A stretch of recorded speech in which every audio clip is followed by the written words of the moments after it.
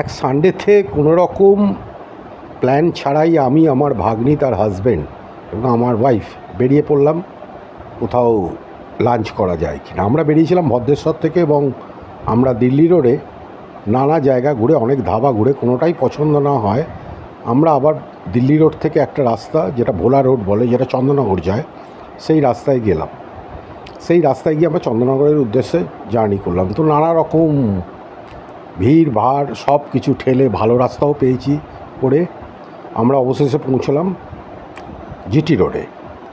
এবং GT road থেকে একটুখানি ডান দিকে গিয়ে তারপরে আবার বাঁদিকে গঙ্গার ঘাটে গিয়ে একটা জায়গায় ভালো পজিশান দেখে গাড়িটা পার্ক করে আমরা গেলাম বং কানেকশান বলে একটা ফুড জয়েন্টে।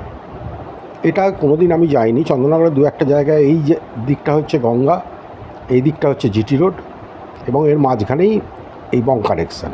গুগল ম্যাপে লোকেশান পাওয়া যায়, কোনো অসুবিধা নেই।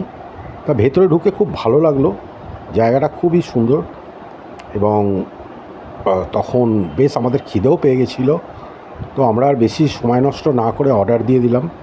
স্টার্টারে বিশেষ কিছু আমরা নিইনি, স্টার্টারে কেবলমাত্র ফিশ ফিঙ্গার নিয়েছিলাম এবং ফিশ ফিঙ্গারটা ডিপ করে, মানে কাসুন্দিস দিয়ে ডিপ করে খেতে সত্যি খুব সুন্দর লাগছিলো এবং পিওর ভেটকি ছিল। এটা খেয়েই বোঝা গেল, ওরাও বলেছিল এবং আমরাও খেয়ে বুঝলাম যে পিওর ভেটকি, এ বিষয়ে কোনো সন্দেহ নেই, বেশ ভালোই ছিল। তারপরে এইসব করতে করতেই চলে এলো মেন কোর্স।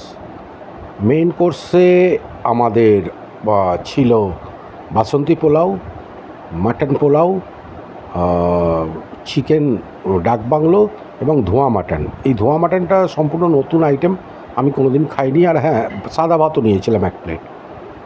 আইটেম কিন্তু প্রত্যেক কটা আইটেমই খুব ভালো লেগেছিলো, মানে বেশ ভালো। আমি মানে বলতে একটু দামটা একটু হায়ার সাইডে হলেও পুরোপুরি জাস্টিফাইড। আমি বলবো যে বেশ ভালো ছিল। তা সবাই তো তাড়াতাড়ি খাওয়া দাওয়া করার পর এইবারে হজম করার জন্য নেওয়া হলো লাইম সোডা। তা আমি তাড়াতাড়ি হজম হয়ে গেলে তো পয়সা উসুল হবে না, সেই জন্য আমি নিইনি। তবে শুনলাম ভালোই। এবারে বাড়ি।